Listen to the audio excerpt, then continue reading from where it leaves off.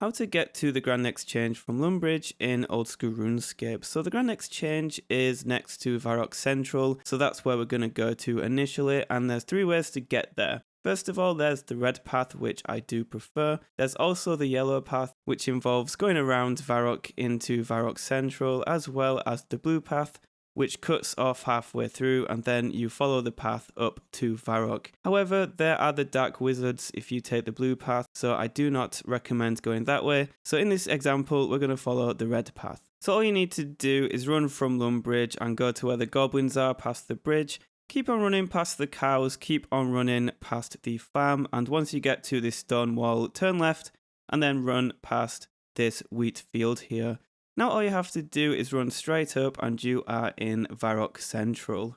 Now the Grand Exchange, to get there, simply go to the Varrock West Bank, which is slightly left of Varrock Central, and then just run north from there. And you will see the Grand Exchange, which is very close to the bank. Thank you for watching. If this tutorial helped, be sure to leave a like and a nice friendly comment. It lets me know that I helped you guys out, and that would be great.